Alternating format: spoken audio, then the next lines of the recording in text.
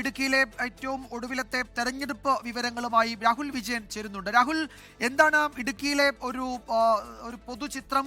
അവിടെ നമ്മൾ നേരത്തെ കോട്ടയം ഉൾപ്പെടെ അല്ലെങ്കിൽ എറണാകുളം ഉൾപ്പെടെയുള്ള ജില്ലകളിൽ, ആലപ്പുഴയൊക്കെ കനത്ത പോളിംഗ് ആണ് രേഖപ്പെടുത്തുന്നത്. ഇടുക്കിയിലും സമാനമായ കാഴ്ച. എനിക്ക് തോന്നുന്നു അവിടെയും ഏതാണ്ട് 50% അടുത്തിട്ടുണ്ട് പോളിംഗ് ഉച്ചവരെ, അല്ലേ?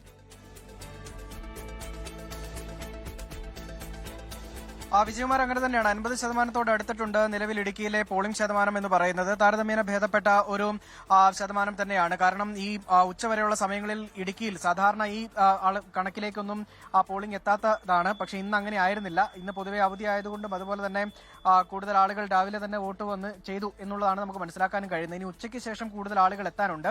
അതായത് പോളിംഗ് ശതമാനം എങ്ങനെ പോയാലും ഒരു 70-ന് മുകളിൽ പോകും എന്നുള്ള കാര്യത്തിൽ യാതൊരു സംശയവുമില്ല. ഇനി തോട്ടം തൊഴിലാളികളൊക്കെ ഉണ്ട്, അവർ ജോലിക്ക് പോയിരിക്കുകയാണ്. പുലർച്ചെ വെളുപ്പിന് 4 മണിക്കൊക്കെ എഴുന്നേറ്റ് ജോലിക്ക് പോകുന്ന ആളുകളൊക്കെയാണ്. അവർ വൈകിട്ട് 4 മണിക്ക് ശേഷം എത്തി വോട്ട് ചെയ്യാൻ വേണ്ടി കാത്തിരിക്കുന്നവരാണ്. അങ്ങനെയുള്ള ആളുകളുണ്ട്. മറ്റേതെങ്കിലും തരത്തിൽ ജോലിക്ക് പോയിട്ടുള്ള ആളുകൾ ആണെങ്കിൽ അവരും വൈകിട്ടോടുകൂടി വോട്ട് ചെയ്യാൻ വേണ്ടി ഇരിക്കുന്നവരുണ്ട്. അതുകൊണ്ട് 70% മുകളിലേക്ക് എന്തായാലും ഈ തദ്ദേശ തെരഞ്ഞെടുപ്പിൽ ഇടുക്കിയിലെ പോളിംഗ് ശതമാനം പോകുമെന്നുള്ള കാര്യത്തിൽ യാതൊരു സംശയവുമില്ല.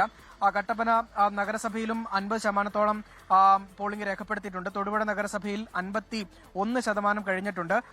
ദേവികുളത്താണ് ഈ ബ്ലോക്ക് പഞ്ചായത്തുകളിൽ ഏറ്റവും കൂടുതൽ വോട്ട് രേഖപ്പെടുത്തുകയും ചെയ്തിരിക്കുന്നത്. 47.92% വോട്ട് അവിടെ നിലവിൽ രേഖപ്പെടുത്തിയിട്ടുണ്ട്. ആളുകൾ എല്ലാവരും ഒരു മടിയും കൂടാതെ എത്തുന്നു എന്നുള്ളതാണ് വളരെ പ്രധാനപ്പെട്ട കാര്യം. വാശിയേറിയ ഒരു പ്രചരണം നടന്നൊരു കാലയളവ് കൂടിയാണ് കഴിഞ്ഞുപോയത്. അതായത് LDF-ഉം UDF-ഉം NDA-യും ഒരേപോലെ തന്നെ ഭൂപ്രശ്നങ്ങൾ വലിയ വിഷയമാക്കി, വലിയ ചർച്ചയാക്കി കൊണ്ടുവന്നതാണ്.